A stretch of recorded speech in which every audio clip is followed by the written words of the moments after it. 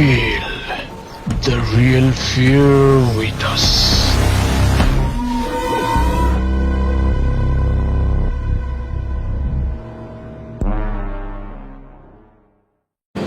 প্রিয় লিসেনার্স, আসসালামু আলাইকুম। Feel the real fear with us. দেশ ও দেশের বাইরে যেখান থেকে আফনান দ্য হরর ওয়ার্ল্ডের আজকের শনির রাতের 28তম আয়োজনের সাথে যুক্ত হচ্ছেন বা পরবর্তীতে হবেন, সকলকে জানাচ্ছি শুভেচ্ছা ও ভালোবাসা। আশা করি সবাই ভালো আছেন, সুস্থ আছেন। প্রিয় লিসেনার্স, আজকের এই এপিসোডে আপনাদের পাঠানো দুটি ঘটনা নিয়ে হাজির হয়েছি। আশা করছি ঘটনা দুটি আপনাদের ভয়ের ভিন্ন মাত্রা দিতে সক্ষম হবে ইনশাল্লাহ। ঘটনায় চলে যাওয়ার আগে বলছি সেই কথাগুলো যেগুলো সবসময় বলি। এই ভিডিওর লাইক বাটনে প্রেস করতে ভুলবেন না, আর ভিডিওর লিঙ্কটা বেশি বেশি করে শেয়ার করে দিতে হবে। আপনাদেরকে আমরা বারবার আমাদের কাছে সত্য ভয়ের ঘটনা পাঠানোর জন্য অনুরোধ করছি। আপনারাও সেই অনুরোধে সাড়া দিয়ে অনেক ঘটনা আমাদেরকে পাঠাচ্ছেন। ঘটনাগুলো আমরা পাচ্ছি, যাচাই বাছাই করছি, সেগুলো সিলেক্ট করা হচ্ছে। যদিও বা প্রচারের ক্ষেত্রে কিছুটা সময় আমরা নিয়ে থাকি, কারণ অনেক ঘটনা আমরা পেয়ে থাকি, আর এগুলো সিরিয়ালি পড়া, সিলেক্ট করা, প্রচারের সময় নির্ধারণ করা, এই কাজগুলোতে সময় কিছুটা লেগেই যায়। এতটুকু সময় ধৈর্য ধরতে হবে, আর এই সময়টুকু আপনাদেরকে অপেক্ষা করানোর জন্য আমরা আন্তরিকভাবে দুঃখ প্রকাশ করছি। প্রিয় লিসেনার্স, আপনারা লিখে বা রেকর্ড করে ঘটনা পাঠাতে পারবেন afnanthehorrorworldbd@gmail.com এই ইমেল অ্যাড্রেসে। ইমেল অ্যাড্রেসের স্পেলিংটা হচ্ছে AFNANTHEHORRORWORLDBD afnanthehorrorworldbd@gmail.com। ঘটনা কেমন লাগছে তা জানিয়ে ভিডিওর কমেন্ট সেকশনে কমেন্ট করতে পারেন। এছাড়া আমাদের ফেসবুক পেজ এবং গ্রুপে গিয়েও আপনারা আপনাদের মতামত জানাতে পারেন। চলুন ঘটনায় চলে যাই। প্রথম যে ঘটনাটি শেয়ার করব, উনি একজন রেমিটেন্স যোদ্ধা ভাই। ওনার ঘটনা ইতিমধ্যে আমরা আরও একটি প্রচার করেছি। ওনার নাম রাহুল ইসলাম মেঘ। উনি বর্তমানে মালয়েশিয়ার জহুর বারু নামক জায়গায় রয়েছেন, আর ওনার দেশের বাড়ি যশোর জেলার শার্শা উপজেলার নিজামপুর ইউনিয়নের শ্রীকোনা গ্রামে। উনি মালয়েশিয়াতে বর্তমানে মূলত পেইন্টিংয়ের কাজ করছেন। ওনার বস একজন চাইনিজ। এই চাইনিজ বসের আন্ডারে দুজন পেইন্টার রয়েছেন, তার মধ্যে দুইজন ইন্দোনেশিয়ান আর একজন বাংলাদেশি ভাই হচ্ছে এই রাহুল ইসলাম মেঘ ভাই। তো ঘটনাটি প্রচারের আগে ওনার যিনি চাইনিজ বস, তার কাছ থেকে বিশেষ পারমিশন নিতে হয়েছে, কেননা উনি এই বিষয়টি বাংলাদেশের লোকজন জানুক এটা আসলে ওইভাবে চান নাই। তবে তাকে অনেক অনুরোধ করার পর উনি রাজি হয়েছেন, এবং এই শর্তে রাজি হয়েছেন এই ঘটনাটি Afnan the horror world YouTube চ্যানেলে আপলোড হওয়ার পর এটা যেন ওনাকে শোনানো হয়, আর এটা শোনার পর উনি অন্য কোনো বাংলাদেশি লোককে দিয়ে অথবা অন্য কোনোভাবে ট্রান্সলেট করে এই ঘটনাটি শুনবেন। তো এটার সাথে ওনার নিজস্ব ধর্ম বিশ্বাসের একটা সম্পর্ক রয়েছে, যার কারণে উনি এটা শুরুতে পাবলিশ করতে দিতে চান নাই। তো যাই হোক, উনি অনুমতি দিয়েছেন, আর এই কথাগুলো উনিও বাংলায় ট্রান্সলেট করে শুনবেন। Afnan the horror world YouTube চ্যানেলের পক্ষ থেকে ওনাকেও আমরা আন্তরিক ধন্যবাদ জানাচ্ছি যে উনি ওনার ধর্ম বিশ্বাসের এই ঘটনাটি আমাদেরকে প্রচারের অনুমতি দিয়েছেন। চলুন ঘটনায় চলে যাব। ঘটনাটি 2025 সালের জানুয়ারি মাসের 27 তারিখে শুরু হয়েছিল। মেঘ ভাই যেহেতু উনি একজন পেইন্টার, তবে ওনাদের বস তো চাইনিজ, উনি মূলত বিভিন্ন জায়গা থেকে কাজ সংগ্রহ করতেন। কাজ সংগ্রহ করার পর ওনার আন্ডারে থাকা এই দুইজন ইন্দোনেশিয়ান এবং একজন বাংলাদেশি রাহুল ইসলাম মেঘ ভাই, ওনাদেরকে দিয়ে কাজগুলো করাতেন। তো এরকম একটা কাজ ওই জহুরবারু নামক স্থানে একটা বিশেষ জায়গাতে পাওয়া যায়। এটা একটা প্যাগোডার মতো একটা মন্দির। তো এই মন্দিরে রঙের কাজ করতে হবে। এর আগেও কিন্তু মেঘ ভাই বিভিন্ন জায়গায় কাজ করেছেন, বিভিন্ন ধরনের মন্দিরেও উনি গিয়েছেন, মসজিদেও কাজ করেছেন, তারপরে চার্চ মানে গির্জাতেও গিয়েছেন, সেখানে কাজ করেছেন। তো উনি যখন সেখানে যাবেন, ওনার চাইনিজ বস ওনাকে বলে দেন কাজ কিন্তু খুব সাবধানে করতে হবে, কোনোভাবেই কোনো মূর্তির যেন ক্ষতি না হয়। এটা তো একটা কমন জিনিস, কোনো জায়গায় কাজ করতে গেলে সেখানকার কোনো মাল সামানের জন্য ক্ষতি না হয়, এটা তো যারা রঙের কাজ করেন তাদেরকে খুব সতর্কতার সাথেই এটা হ্যান্ডেল করতে হয়। তো এই ধরনের ইনস্ট্রাকশন ওনাদের জন্য আসলে নতুন ছিল না। তো ওনারা ওখানে যাওয়ার পরে দেখা যায় বাইরের থেকেই যে এইটা যেই মন্দির আর কি, এটাই মূলত 3টা রুম রয়েছে। ওনাদেরকে ঢোকার আগে বলে দেওয়া হয় 3টা রুমে 3জন ঢুকে যাবেন।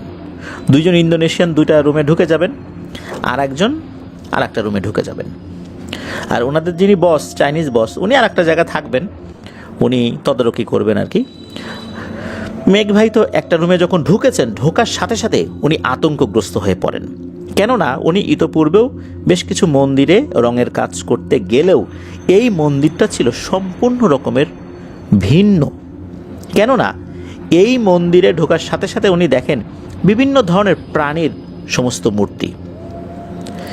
আর এই মূর্তিগুলো মনে হচ্ছে এতটাই জীবন্ত, মূর্তিগুলো ওনার দিকে চোখ করে তাকিয়ে আছে, বেশ ভয়ঙ্কর দৃষ্টি নিয়ে তাকিয়ে আছে।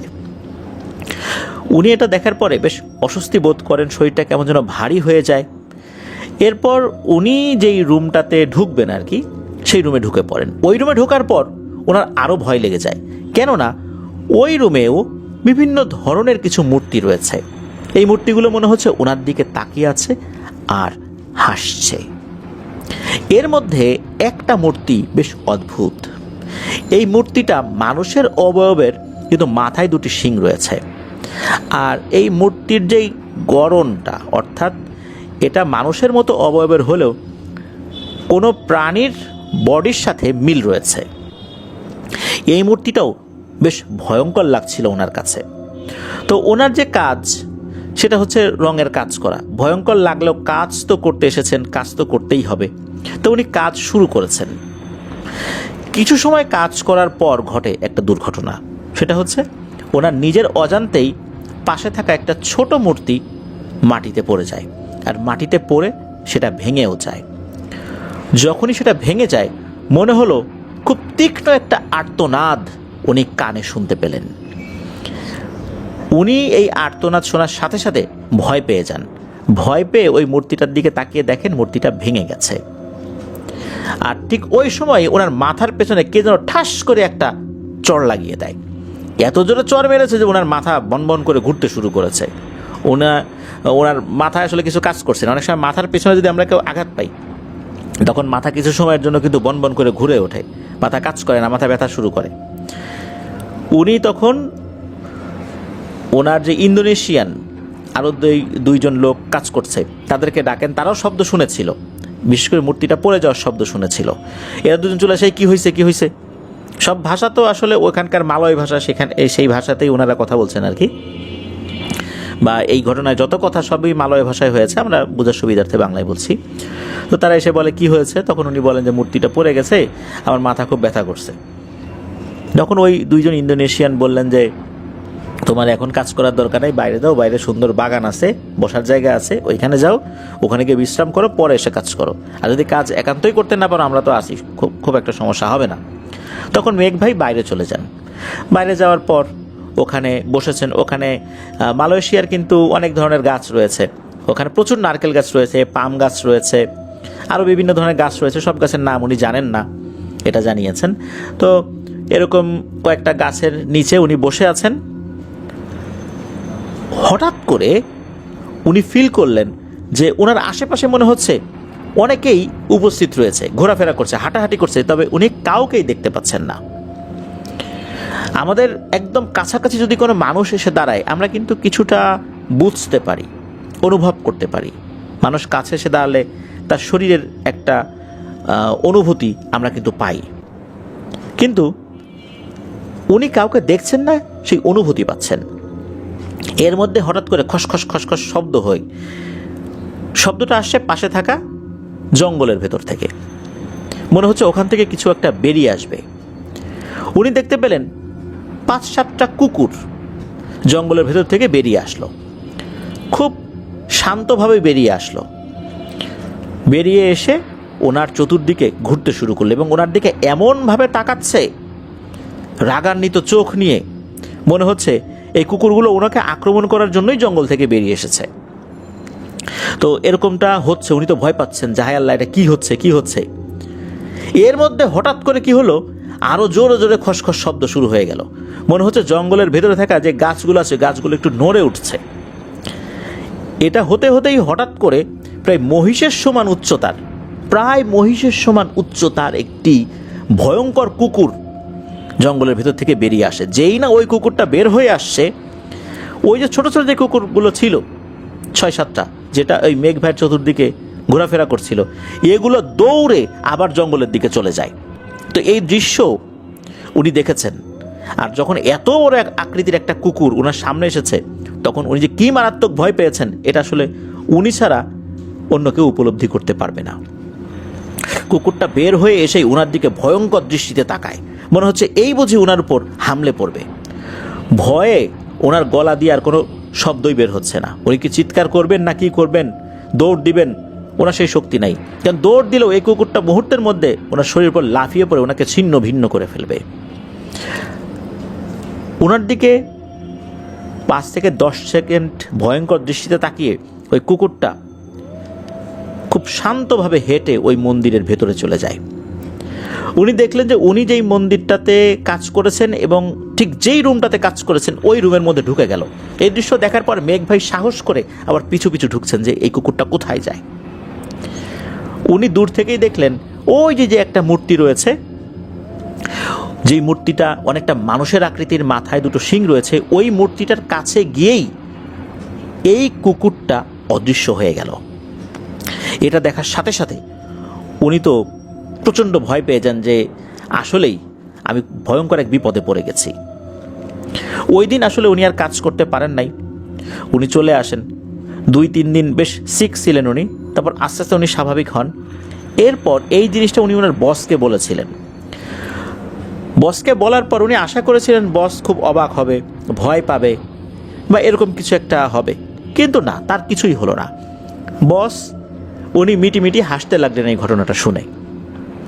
হাসার পর উনি বলছেন যে তুমি যেটা দেখেছো এটাকে ইন্দোনেশিয়ান ভাষায় হান্দু বলে, আর বিশ্বের বিভিন্ন দেশে এটার বিভিন্ন নাম রয়েছে। মুসলিমরা এটাকে জিন বলে,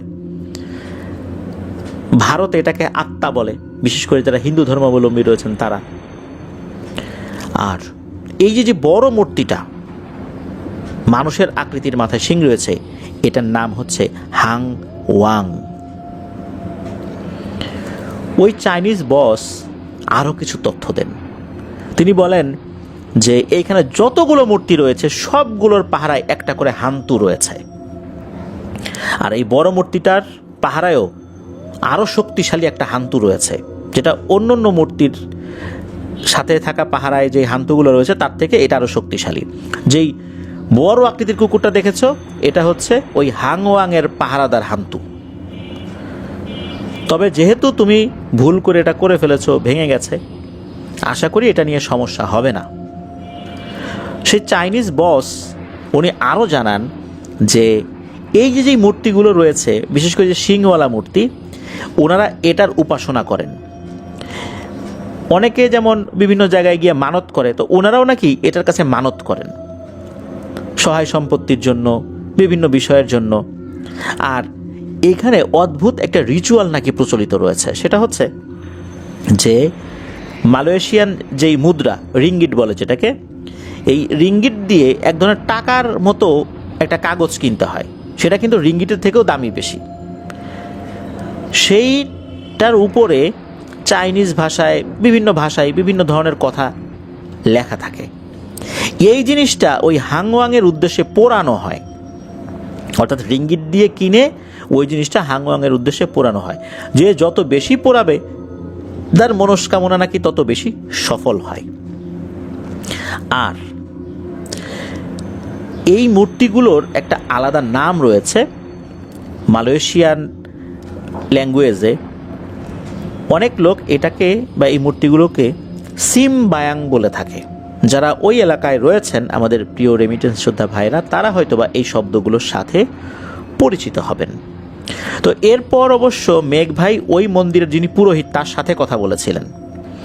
কথা বলার পর পুরোহিত বলেছিলেন যে তুমি যেহেতু আসলে বুঝতে পারো নাই, হয়ে গেছে কোনো কারণে দুর্ঘটনাবশত, আর আমরা যখন এখানে রঙের কাজ ধরেছি আমরা আশঙ্কা করেছিলাম যে টুকটাক সমস্যা এটা হতেই পারে, রঙের কাজ করতে গেলে অনেক কিছু সরানো নড়ানো করা লাগে, কোনো একটা দুর্ঘটনা ঘটতে পারে, তবে এটা নিয়ে আশা করা যায় তোমাদের কোনো সমস্যা হবে না। এটা নিছক একটা দুর্ঘটনা, আর আমরাই তো তোমাদেরকে ডেকে এনেছি কাজ করানোর জন্য, আর এই ধরনের ঘটনার জন্য আমরা প্রস্তুত ছিলাম মোটামুটি, যেটা হতেই পারে, সুতরাং কোনো সমস্যা হবে না। আল্লাহর অশেষ রহমতে রাহুল ইসলাম মেঘ ভাইয়ের তেমন কোনো সমস্যা হয়নি। আর এই ঘটনাটা মূলত 2025 সালের 27শে জানুয়ারিতে শুরু হলেও এটার পুরোপুরি রেশ কাটতে সময় নিয়েছিল 6ই ফেব্রুয়ারি, অর্থাৎ 27শে জানুয়ারি থেকে 6ই ফেব্রুয়ারি পর্যন্ত এই সময়টুকুর মধ্যে এই পুরো ঘটনাটা শুরু এবং সমাপ্তি ঘটেছে। প্রিয় লিসেনার্স, এই যে হান্তু যারা বিভিন্ন মূর্তির পাহারায় থাকে, তারপর বিভিন্ন মূর্তির বিভিন্ন নাম থাকে, আমাদের ইসলাম ধর্মেও কিন্তু এরকম একটি উল্লেখযোগ্য ঘটনা রয়েছে। উজ্জা একটা শক্তিশালী জিন, যাকে শত শত বছর ধরে আরবের লোকেরা উপাসনা করে আসতো। এই উজ্জা, এই জিনিসটাকে তারা দেবী হিসাবে উপাসনা করত। এই উজ্জা দেবীর মন্দির কিন্তু ছিল। খালিদ বিন ওয়ালিদ উনি কিন্তু এই মন্দিরে প্রবেশ করেছিলেন এবং এই উজ্জা দেবীকে হত্যা করেছিলেন। এটা নিয়ে কিন্তু একটা দীর্ঘ ঘটনা রয়েছে ইসলামের ইতিহাসে। হযরত খালিদ বিন ওয়ালিদ রাদিয়াল্লাহু তাআলা আনহুর সাথে এই উজ্জা দেবীর মন্দিরের এই ঘটনাটা আপনারা হয়তো বা অনেকেই জেনে থাকবেন। যদি না জেনে থাকেন, ইউটিউব থেকে সার্চ দিয়েও এই ঘটনাটা শুনতে পারেন যে আসলে সেখানে কি হয়েছিল, কি সেই ঘটনা ছিল। রাসূলুল্লাহ সাল্লাল্লাহু আলাইহি ওয়াসাল্লাম কেন খালিদ বিন ওয়ালিদ রাদিয়াল্লাহু তাআলা আনহুকে সেই মন্দিরে যেতে বলেছিলেন, উনি ফেরত আসার পর কেন আবার পাঠিয়েছিলেন, এটা আপনি ইউটিউবের সার্চ দিলেই পেয়ে যাবেন। এটা নিয়ে আমরা এখন আর আলোচনা না করি। তো ধন্যবাদ জানাচ্ছি রাহুল ইসলাম মেঘ ভাইকে, আরও ধন্যবাদ জানাচ্ছি ওনার চাইনিজ বসকে। আর আমাদের এই ধন্যবাদ নিশ্চয়ই রাহুল ইসলাম মেঘ ভাই ওনার চাইনিজ বস যেই ভাষাটা বোঝেন সেই ভাষায় ট্রান্সলেট করে তাকে জানিয়ে দেবেন। আশা করছি ওনার চাইনিজ বসের কাছ থেকে আমরা আরও কিছু ব্যতিক্রমী কোনো বিষয় জানতে পারবো, যেটা আবার আপনাদের ওয়ার্ল্ডে আমরা প্রচার করব ইনশাল্লাহ। চলুন প্রিয় লিসেনার্স, চলে যাব আমাদের এবারে শনির রাতের 28তম আয়োজনের দ্বিতীয় এবং শেষ ঘটনায়।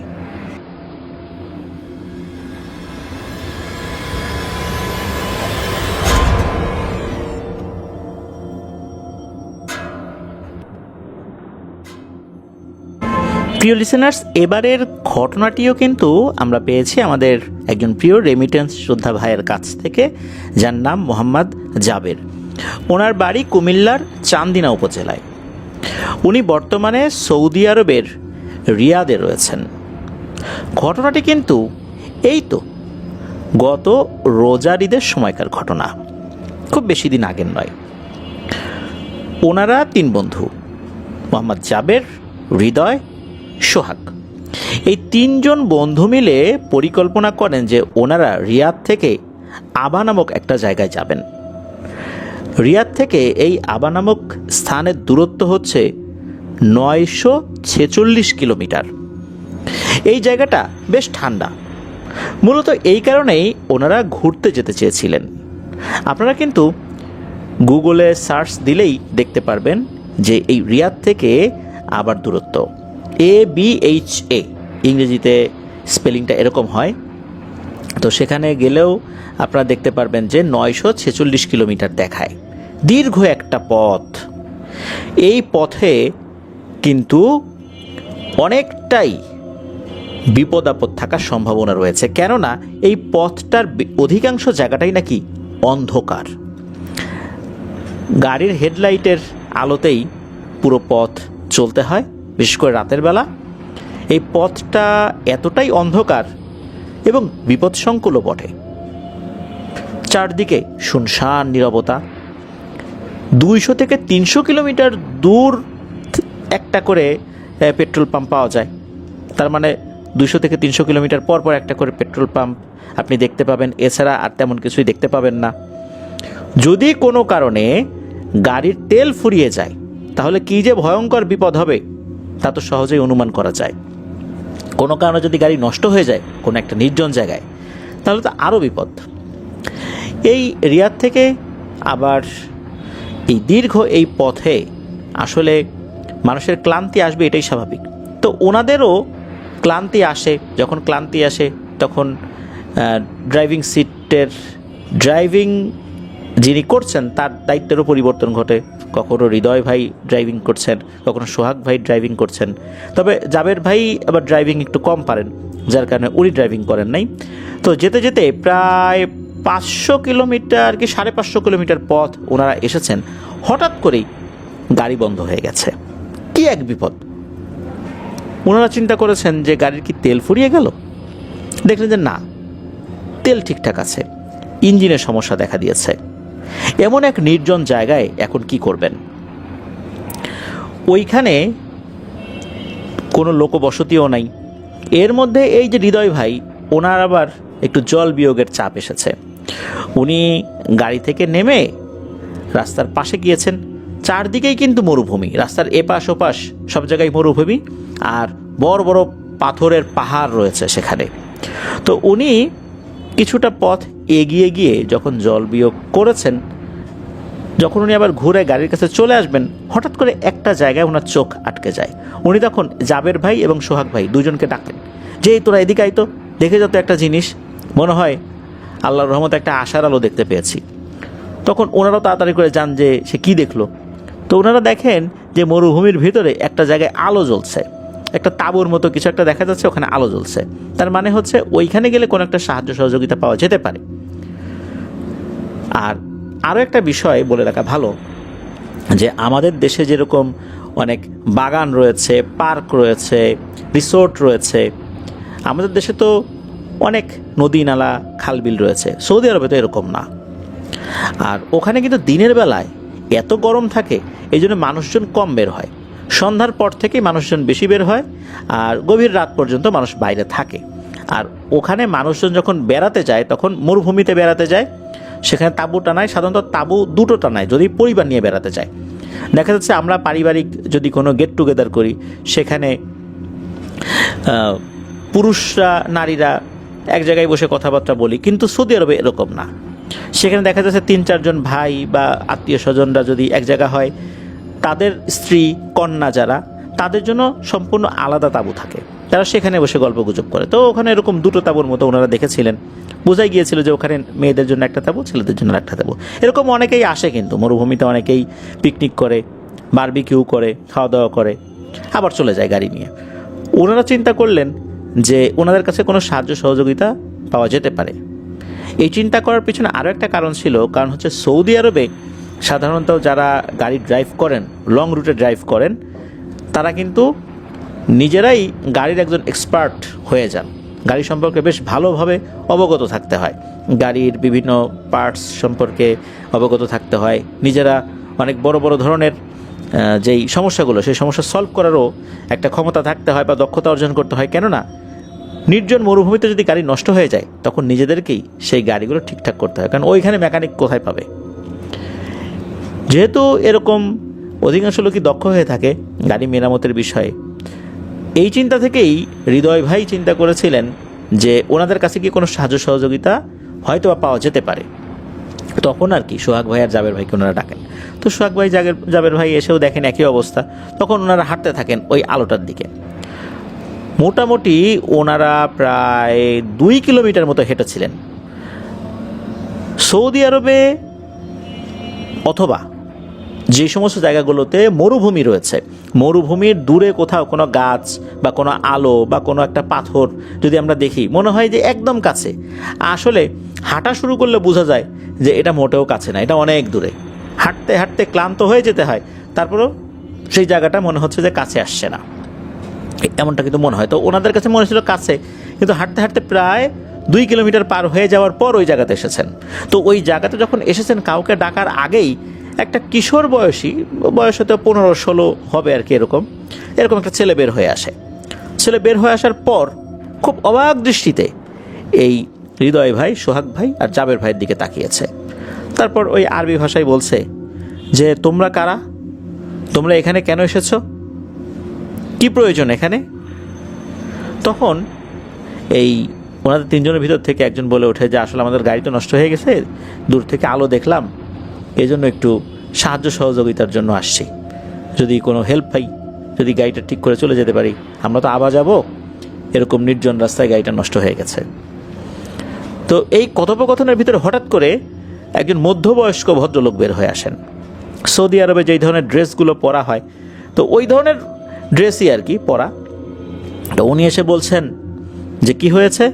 তখন ওনার হাবভাবে বোঝাই যাচ্ছে যে এই যে ছেলেটা বের হয়ে আসে এটা তারই ছেলে। তখন ছেলেটা বলছে যে বাবা, এই যে ওদের গাড়ি নষ্ট হয়ে গেছে, আমাদেরকে দেখে ফেলেছে, এই জন্য সাহায্যের জন্য আসছে এখানে। তখন ওই বয়স্ক লোকটা, অর্থাৎ মধ্যবয়স্ক লোকটা, উনি খুব শান্তভাবেই এই জাবের ভাই, হৃদয় ভাই এবং সোহাগ ভাইকে বলেন যে দেখো বাবা, তোমরা এখানে আসছো সাহায্য সহযোগিতার জন্য, এই মুহূর্তে আমরা তোমাদেরকে কোনো সাহায্য সহযোগিতা করতে পারবো না। তোমাদেরকে দেখে ভালো লেগেছে, তোমরা ভালো মানুষ, কিন্তু তোমরা যেই অর্থে আমাদেরকে সাহায্য আমাদের কাছে চাচ্ছ, সেই অর্থে আমরা তোমাদেরকে কোনো সাহায্য সহযোগিতা করতে পারছি না। কেননা আমরা মানুষ নই, আমরা জিন। আমরা এই এলাকাতেই থাকি, তোমরা কোনোভাবে হয়তো আমাদেরকে দেখে ফেলেছো, আর তোমরা ভালো মানুষ দেখে আমরা তোমাদেরকে কোনো ক্ষতি করছি না। তোমরা দ্রুত চলে যাও, তোমরা যেখানে আছো ঠিক সেখানেই গাড়ির ভেতরে থাকো। আল্লাহ চাহেন তো সকালবেলা ইনশাল্লাহ তোমরা সাহায্য সহযোগিতা পেয়ে যাবে, আর আল্লাহ চাহেন তো রাতের বেলা পেয়ে যেতে পারো। তবে আমরা কোনো ধরনের কোনো সাহায্য সহযোগিতা করতে পারছি না, তবে তোমাদেরকে কোনো ক্ষতিও করব না, যাও দ্রুত চলে যাও। ওনার কথা না বাড়িয়ে দ্রুত ওখান থেকে চলে আসেন। চলে আসার পর ওনারা যখন গাড়িতে উঠবেন, এমন সময় ওনারা দেখেন কোত্থেকে একটা পুলিশের গাড়ি আসছে। পুলিশের গাড়ি এসেই থেমে যায় ওনাদের গাড়ির সামনে। তখন গাড়ির কাঁচ নামিয়ে ওই পুলিশ সদস্য ডাকতে থাকেন সৌদি আরবের ভাষায় যে এদিকে আসো, কি হয়েছে। তখন ওনারা এই ঘটনা খুলে বলেন যে এই ব্যাপার। তখন ওই পুলিশ সদস্য গাড়ি থেকে নেমে আসেন, নেমে এসে বলেন যে তোমরা এরকম একটা দৃশ্য দেখে আসছো, এরকম লোকদেরকে তোমরা দেখছো, তোমাদের ভাগ্য ভালো বলতে হবে। তোমরা কি জানো তোমরা কোন জায়গাতে দাঁড়িয়ে আছো? আমরা এই জায়গাতে আমাদের একজন ভাইকে হারিয়েছি, পুলিশ অফিসার। আর একজন ভাই চিরতরে পঙ্গু হয়ে গেছে। তোমরা এই জায়গাতে এখনো যে সুস্থভাবে আছো, আল্লাহর কাছে শুকরিয়া আদায় করো। তখন পুলিশ সদস্য বলেন যে এখন এখানে দাঁড়াও, আল্লাহর রহমতে কোনো ভয় নাই, তবে শোনো এই জায়গা সম্পর্কে। তখন পুলিশ অফিসার, এই যে তিনজন ভাই, জাবের ভাই, হৃদয় ভাই এবং সোহাগ ভাই, এই পুলিশ অফিসার একটা ঘটনা বলেন যে আসলে ব্যাপারটা কি, এইখানে সমস্যাটা কি। তখন উনি বলেন যে এই জায়গাতে আগে পুলিশ ক্যাম্প স্থাপন করা হয়েছিল, অস্থায়ী ক্যাম্প, তাঁবু টানানো হয়। কারণ হচ্ছে এই জায়গাতে অনেক দুর্ঘটনা ঘটতো, তবে সেটা জিন রিলেটেড ব্যাপারের কারণে না, সেটা হচ্ছে এইখানে আসার পর মানুষের গাড়ির স্পিড এত পরিমাণে হয়ে যেত যে নিয়ন্ত্রণ হারিয়ে অধিকাংশ সময় দুর্ঘটনা ঘটতো। এই জন্য ওভার স্পিড যাতে না হয়, এই কারণে এইখানে তারা একটা ক্যাম্প করেছিলেন। তো ক্যাম্প যখন করা হয়, তখন এইখানে যারা দায়িত্বে থাকেন তাদের বেশ কিছু আনুষঙ্গিক জিনিসপত্র তো থাকেই। আর সৌদি আরবে যারা রাস্তায় টহল ডিউটি করেন, এদের প্রত্যেককেই কিন্তু ড্রাইভিং জানতে হয় এবং প্রত্যেকের কাছেই কিন্তু একটা করে গাড়ি থাকে। এটা যারা সৌদি আরবে গিয়েছেন বা আছেন তারা কিন্তু দেখেছেন, পুলিশ অফিসাররা তারা কিন্তু নিজেরাই গাড়ি ড্রাইভ করে, তাদের আলাদা কোনো ড্রাইভার সাধারণত থাকে না। সে অফিসার হোক বা যেই লেভেলেরই হোক না কেন, তারা নিজেরাই ড্রাইভ করতে খুবই পারদর্শী। দেখা যাচ্ছে যে যারা টহল পুলিশ, এনাদের আন্ডারে কিন্তু একটা নির্দিষ্ট দূরত্ব থাকে যে এই অফিসার 100 কিলোমিটার পর্যন্ত টহল দেবে বা 50 কিলোমিটার টহল দেবে, ওই অফিসার তারপর থেকে দেবে। এইভাবে কিন্তু বিভিন্ন জায়গায় ভাগ করা, এরা একবার যায় একবার আসে, একবার যায় একবার আসে, এইভাবে কিন্তু তারা টহল দিতে থাকে, যাতে কোথাও কোনো সমস্যা হলে দ্রুত পদক্ষেপ নেওয়া যায়। একজন ব্যক্তি কিন্তু অনেক লং রুটে ডিউটি করতে পারেন না, কেননা এটা সম্ভব নয়। এক মাথা থেকে ওই মাথা গিয়ে আবার ফেরত আসাটা এটা সময় সাপেক্ষ বিষয়। এই জন্য তাদের সাথে এইভাবে কিন্তু একটা মিউচুয়ালি ডিউটিগুলো ভাগ করা থাকে। অফিস থেকে এরকম দূরত্ব নির্ধারণ করা থাকে যে কে কোন পোস্টে ডিউটি করবে। তো ওইখানে একটা অস্থায়ী পোস্ট করা হয় বা ফাঁড়ি করা হয়েছিল। ওইখানে দিনের বেলাতে খুব একটা সমস্যা হতো না, রাতের বেলা তো গাড়ি কম চলতো, দিনের বেলাতেই মূলত ওই স্পিড গান নিয়ে ওভার স্পিডগুলো দেখা হতো আর কি। তো রাতের বেলা তো ডিউটি করতে হবে, রাতের বেলা ডিউটি থাকে কম, গাড়ি ঘোড়াও কম থাকে। রাতের বেলা সাধারণত কী করে যে অফিসাররা গাড়ির মধ্যে বসে থাকে, বসে বসে দেখা যাচ্ছে যে মোবাইল চালাচ্ছে বা কোনো মিউজিক ছেড়ে দিয়েছে, কেউ কোরআন তেলাওয়াত শোনে, কেউ ফোনে কথা বলে। রাস্তাটা খুব নির্জন, তো কোনো ঝামেলা নাই, এই জন্য বিশেষ করে রাতের বেলাতে কোনো ধরনের কোনো ঝামেলা থাকে না গাড়ি ঘোড়া চলাচলের ক্ষেত্রে আর কি। তো একজন অফিসার উনি গাড়ির মধ্যে বসে উচ্চ স্বরে মিউজিক ছেড়ে দিয়ে গান শুনছিলেন। তো মিনিট খানেক যাওয়ার পর নাকি ওনার গাড়ির চতুর্দিক থেকে মনে হচ্ছে যে কে পাথরের ঢিল ছুটছে। তবে পাথর যে আসলে এসে গাড়িতে লাগছে এটা বোঝা গেল, কোন ধরনের পাথর এটা বোঝা যাচ্ছে না। তবে গাড়ির পেছনে, সামনে, গাড়ির ছাদে পাথর পড়ছে। তো উনি মিউজিকটা থামিয়ে গাড়ি থেকে যখন নেমেছেন তখন দেখেন যে না, সব কিছু স্বাভাবিক। কী ব্যাপার, কে এরকম শব্দ করছে এরকম নির্জন জায়গায়? সাধারণত সৌদি আরবে পুলিশের গাড়িতে পাথর ছুড়বে এরকম ঘটনা কিন্তু সচরাচর ঘটে না। তো সেই পুলিশ অফিসার দেখলেন যে না, কেউ নাই। উনি চিন্তা করছেন মিউজিক শুনতে শুনতে হয়তো বা মনের ভুলে এটা শুনেছেন। এরপর উনি আবার গাড়িতে উঠেছেন। গাড়িতে ওঠার পর আবার মিউজিক যখন ছেড়েছেন, আবারও সাথে সাথে ওই পাথরের বৃষ্টি শুরু হয়েছে গাড়ির উপরে। এবার উনি গাড়ি থামিয়ে দিয়েছেন।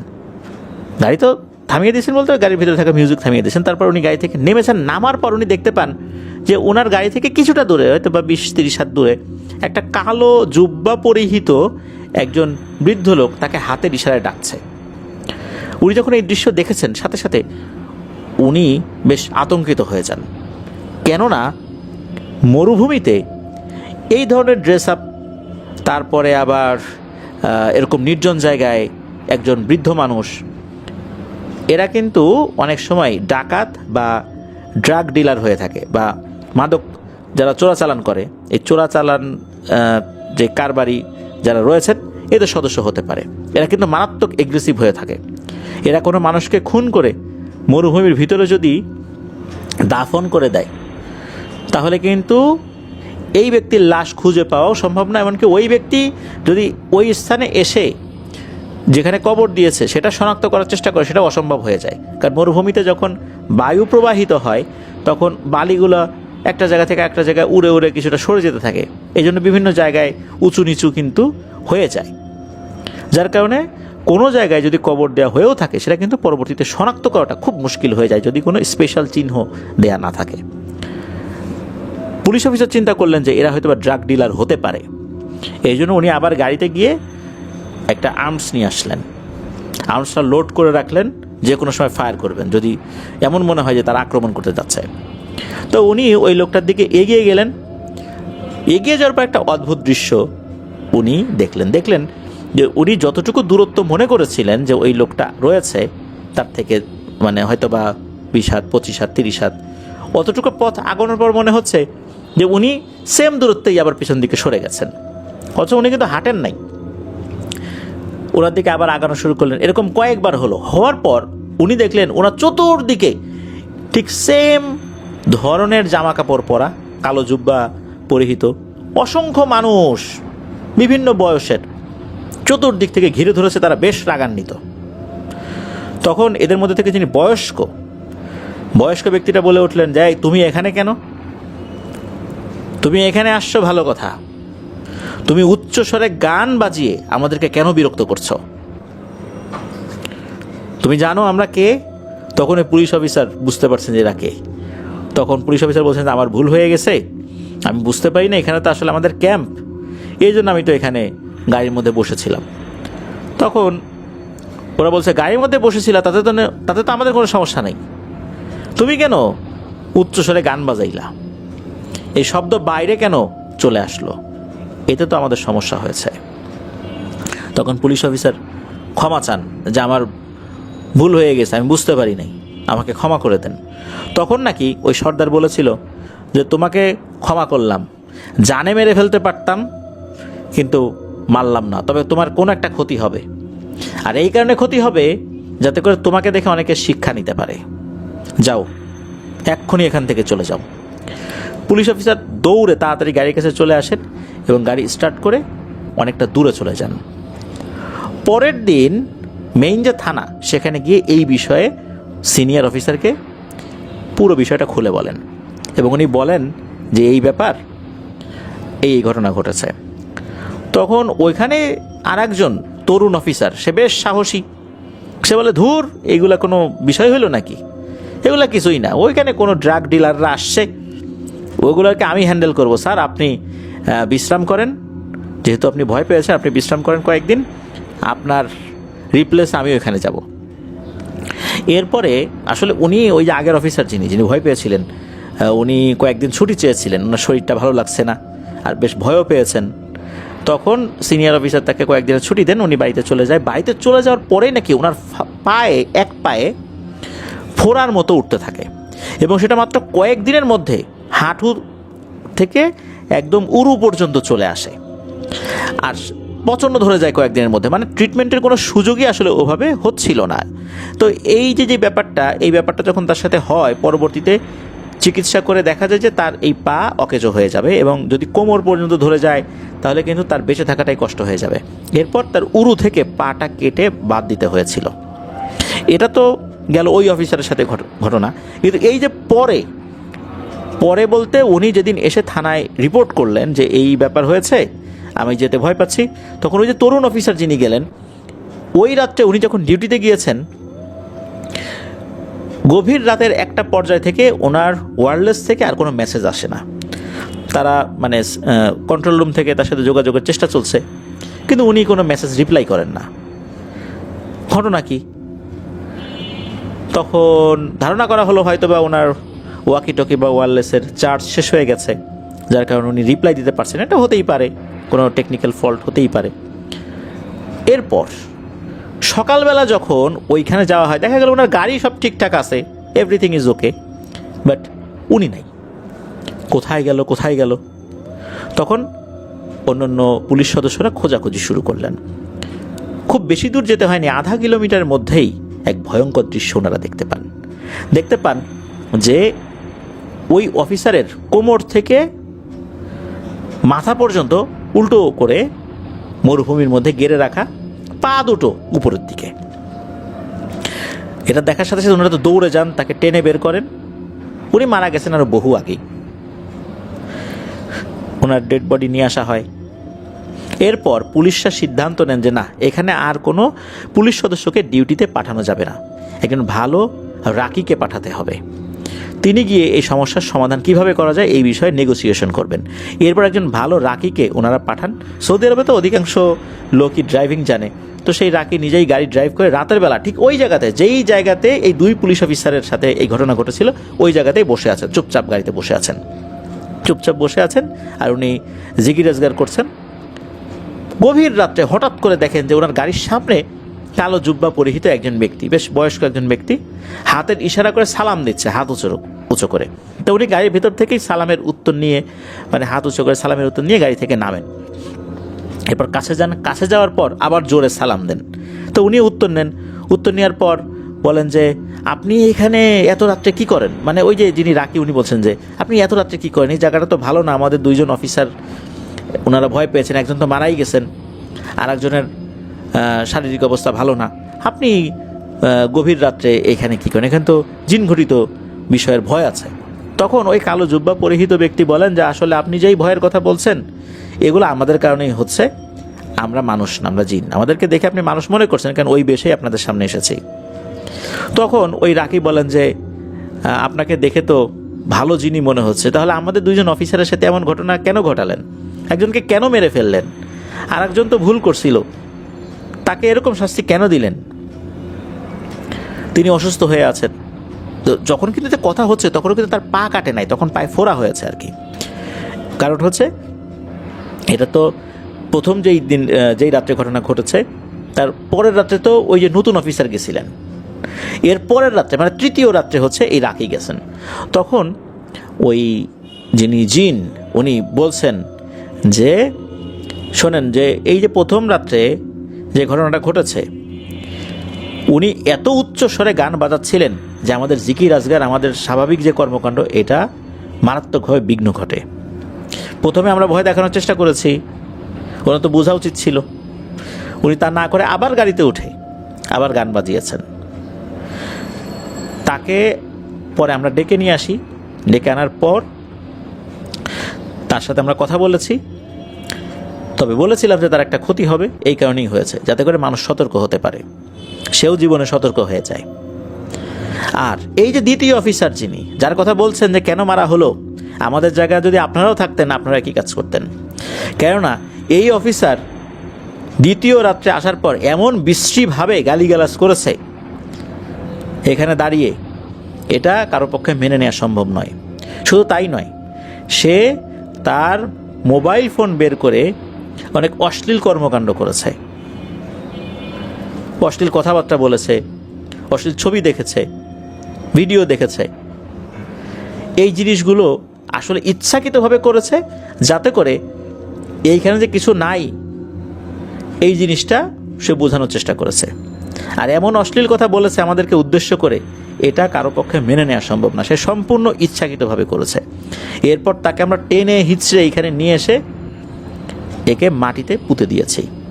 সে আমাদেরকে দেখার পরেও অনেক তুচ্ছ তাচ্ছিল্যমূলক কথা বলেছে, সুতরাং এটা তার প্রাপ্য ছিল। তখন ওই যে রাকি, উনি বলছেন যে দেখেন, আপনারা যদি এরকম করেন তাহলে পুলিশটা কিভাবে ডিউটি করবে? তারা তো ভালোর জন্য করছে, এখানে ওভার স্পিড হচ্ছে, দুর্ঘটনা ঘটছে, এই জন্য তো এখানে ক্যাম্প স্থাপন করা হয়েছে। রাতের বেলা তো ডিউটি দিতেই হবে, তা না হলে এখানে কখনো কখনো ড্রাগ ডিলাররা চলে আসতে পারে, অনেক ধরনের দুর্ঘটনা ঘটতে পারে, অনেক ক্রাইম হতে পারে, আপনাদের তো এরকম করা ঠিক হচ্ছে না। তখন ওই জিন বলেন যে আপনার সব কথাই বুঝলাম, এই জায়গাতে নতুন করে ক্যাম্প হওয়ার পর আমাদের কিছু সমস্যা হচ্ছে, যার কারণে আমরা আপনাদের উপর খুব বিরক্ত। তখন ওই রাকি বলেন যে তাহলে আপনারাই বলে দেন যে কোন জায়গায় ক্যাম্প স্থাপন করলে আপনাদের কোনো অসুবিধা হবে না। তখন নাকি ওই জিন হাতের ইশারা করে প্রায় আধা কিলোমিটার বা 1 কিলোমিটার দূরত্বে, মানে ওইখান থেকে আধা বা 1 কিলোমিটার দূরত্বে একটা জায়গা দেখিয়ে দেন যে আপনারা ঠিক ওই জায়গাতে ক্যাম্প স্থাপন করেন, ওখানে করলে আমাদের কোনো সমস্যা হবে না, আর ওখানে অন্য কোনো জিনেদের আবাসও নাই, ওই জায়গাটা ফাঁকা আছে, আপনারা ওখানে করলে আমরা কোনো ধরনের কোনো আপত্তি করব না। তবে শর্ত একটাই, ওখানে ক্যাম্প স্থাপন করার পর দিন হোক রাতে হোক উচ্চস্বরে আপনারা গান বাজনা করবেন না, মোবাইল ফোনে বা অন্য কোনো ডিভাইসে গান বাজনা বাজাবেন না। তখন রাকি ওনাকে বলেন যে এই প্রস্তাবনাটা তো আসলে রাখা না রাখা এটা হচ্ছে ঊর্ধ্বতন কর্তৃপক্ষের বিষয়। উনি বলেন যে আপনাদের এই বিষয়টা অবশ্যই আমি জানাবো এবং আশা করছি তারা একটা ভালো পদক্ষেপ নেবেন। এরপরে সালাম বিনিময় করে রাকি ওখান থেকে চলে আসেন এবং ঊর্ধ্বতন কর্তৃপক্ষকে বিষয়টা জানালে তারা ওখান থেকে ক্যাম্পটা সরিয়ে সামনে নিয়ে যান। তো এই যে ব্যাপারটা, এই যে মেইন ব্যাপারটা কিন্তু এই যে জাবের ভাই, হৃদয় ভাই, সোহাগ ভাই, ওনারা কিন্তু একজন পুলিশ অফিসারের কাছ থেকে শুনেছিলেন যে ওই জায়গার সমস্যাটা কি। পুলিশ অফিসার এই কারণে অবাক হয়েছিলেন যে ওখানে তাদের 2 জন অফিসার বিপদে পড়েছে, একজনের পা কেটে বাদ দিতে হয়েছে, যদিও বা তিনি এখন সুস্থ আছেন, বেঁচে আছেন, আর আরেকজন তো মারাই গিয়েছে। তো উনি অবাক হয়েছেন যে ওদেরকে দেখে সুস্থ শরীরে বের হয়ে আসছে ওনারা, এই জন্যই পুরো ঘটনাটা খুলে বলেন। তো এখনও কিন্তু ওই জায়গাটা, বিশেষ করে যেই জায়গাতে ওনারা গাড়ি থামিয়ে দিয়েছিলেন আবা যাওয়ার পথে, রিয়াদ থেকে প্রায় 550 কিলোমিটার দূরে ওই নির্জন রাস্তার ওই জায়গাটা, এখনও গভীর রাত্রে যদি কেউ যায় তাহলে কিন্তু ভয় পেতে পারেন। এটাই ছিল ঘটনা। প্রিয় লিসেনার্স, সৌদি আরবে বিস্তীর্ণ যে জায়গাগুলো ফাঁকা পড়ে আছে, সেই জায়গাগুলোতে কিন্তু অসংখ্য জিনেদের বসবাস রয়েছে। বিশেষ করে সৌদি আরবে যেই জিনেরা বসবাস করে এদের অধিকাংশই ভালো, তবে মেজাজ মর্জি সবার তো একরকম না, এক একটা গোত্রের নিয়ম কানুন এক এক রকম, তবে অধিকাংশ ভালো এটা বলতে হবে। আবার খারাপও রয়েছে, তবে অধিকাংশের কথাই বলছি। প্রিয় লিসেনার্স, আজকের এপিসোড এ পর্যন্তই। আশা করছি আজকে আমরা যে 2টি ঘটনা আমরা রেমিটেন্স যোদ্ধা ভাইদের কাছ থেকে পেয়েছি, ঘটনা দুটো আপনাদের ভয়ের শিহরণ জাগাতে সক্ষম হয়েছে ইনশাল্লাহ। আপনাদের কাছেও বিনীত অনুরোধ থাকবে, আপনারাও আমাদেরকে ঘটনা পাঠাতে থাকুন লিখে বা রেকর্ড করে afnanthehorworldbd@gmail.com এই ইমেল অ্যাড্রেসে। স্পেলিংটা বলে দিচ্ছি, AFNANTHEHORRORWORLDBD afnandahorbaldbd@gmail.com। স্পেলিংটাও আমরা আমাদের ভিডিওর ডিসক্রিপশনে দিয়ে রেখেছি। ঘটনা কেমন লাগলো তা জানিয়ে ভিডিওর কমেন্ট সেকশনে কমেন্ট করতে ভুলবেন না। এছাড়া আমাদের ফেসবুক পেজ এবং গ্রুপেও গিয়েও আপনারা আপনাদের মতামত জানাতে পারেন। এই ভিডিও লাইক বাটন প্রেস করতে ভুলবেন না, আর আমাদের চ্যানেলের লিঙ্কটা বেশি বেশি করে শেয়ার করে দেবেন, যাতে অনেকের কাছ থেকে আমরা আরও সত্য ভয়ের ঘটনাগুলো পেয়ে আপনাদের সাথে শেয়ার করতে পারি। ঘটনা যারা পাঠিয়েছেন মেঘ ভাই, জাবের ভাই, দুজনকেই জানাচ্ছি ধন্যবাদ, জাযাকাল্লাহু খাইরান। যারা ধৈর্য ধরে এপিসোডটি শুনলেন তাদেরকেও ধন্যবাদ জানাচ্ছি। ইনশাল্লাহ আশের সোমবার হরর নাইট এপিসোডে নতুন একটি আয়োজন নিয়ে হাজির হচ্ছি ঘটনা শেয়ার করতে। সবাই ভালো থাকবেন, সুস্থ থাকবেন, আমার জন্য দোয়া করবেন, আমার পরিবারের জন্য দোয়া করবেন, আপনাদের জন্য দোয়া রইল, আপনাদের পরিবারের প্রত্যেকের জন্য দোয়া রইল। মহান আল্লাহ সুবহানাহু ওয়া তাআলা আমাদেরকে ভালো রাখুন, সুস্থ রাখুন, নিরাপদে রাখুন, আফনান দাহর ওয়ার্ল্ডের সাথে রাখুন। আসসালামু আলাইকুম।